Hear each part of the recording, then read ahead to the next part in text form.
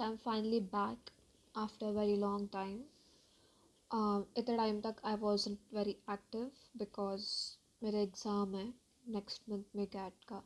And इतने time तक मैंने कुछ सोशल मीडिया ज़्यादा यूज़ नहीं किया है, कुछ ज़्यादा एक्टिव नहीं थी कोई भी जगह पे, क्योंकि मेरे दिमाग में बैक ऑफ माई माइंड था कि मुझे एक कम बैक लाना है मेरे करियर में एंड डू समथिंग प्रोडक्टिव, खुद को टाइम दूँ एंड देन अपीयर हो एग्ज़ाम के लिए, सबको शॉक कर दो कि नहीं अभी see what I did, what you thought I was and what I am in real. Like सबको लगता है कि उनके लाइफ में एक ना एक बार ना एकेडमिक कमबैक आए भाई.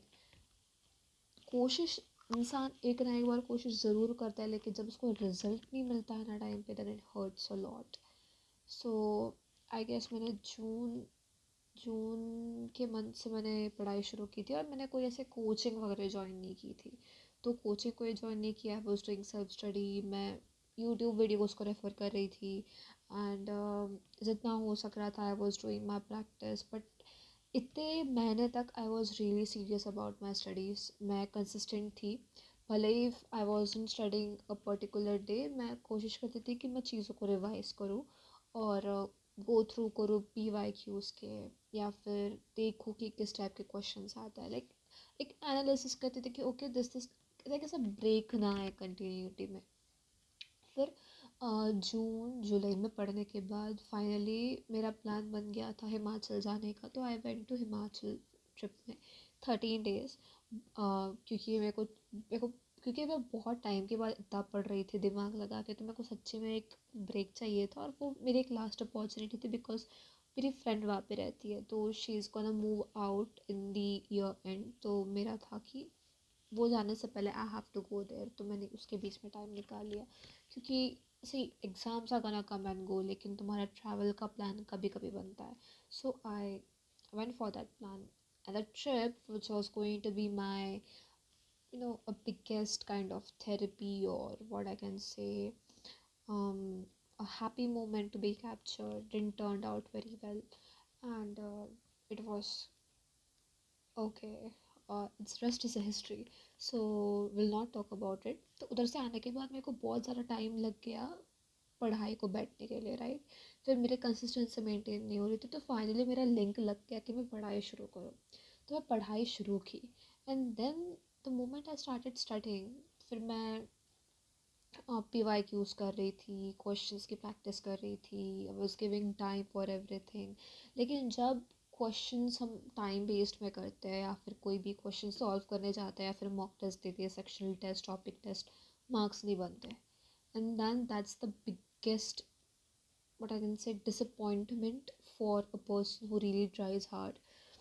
And इतना सीरियसनेस था इतने टाइम तक, and I just lost track of consistency इतने में, and I am unable to focus again. And I know what are going to be the consequences if I don't get serious jaldi.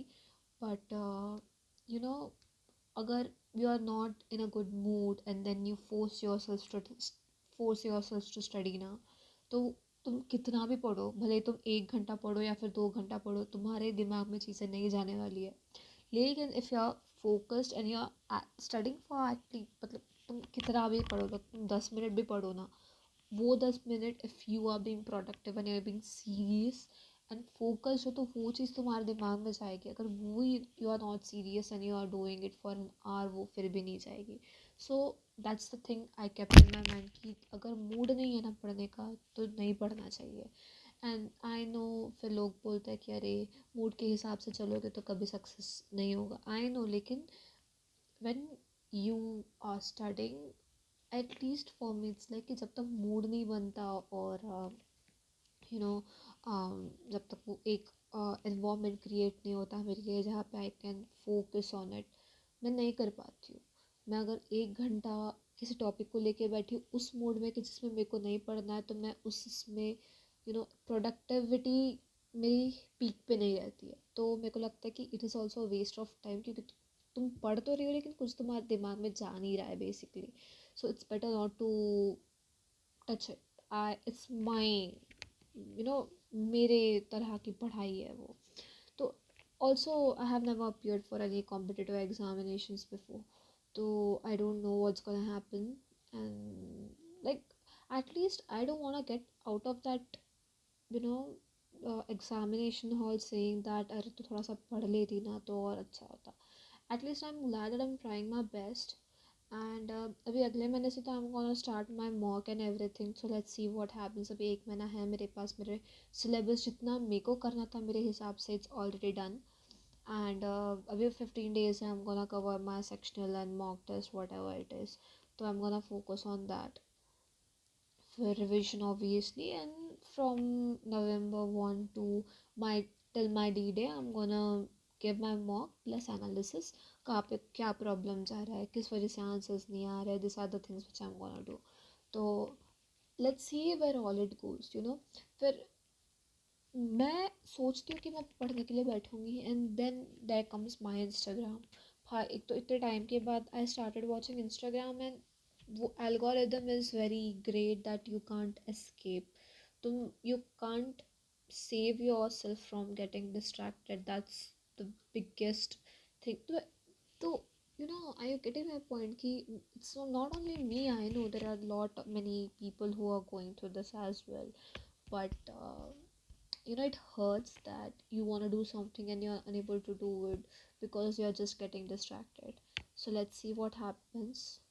तो I'm planning कि चलो कल से थोड़ा consistent रहते हैं, कुछ करते हैं.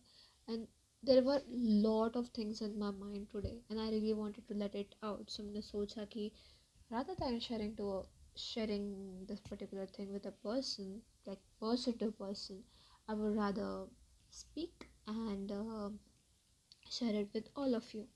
And also an update that, you know, ये lighting की वजह से my scars are looking very deep, to be honestly speaking. But if you see, they're getting little bit better because I'm working on it. The acne is gonna come and go, bro. I don't have any control over it.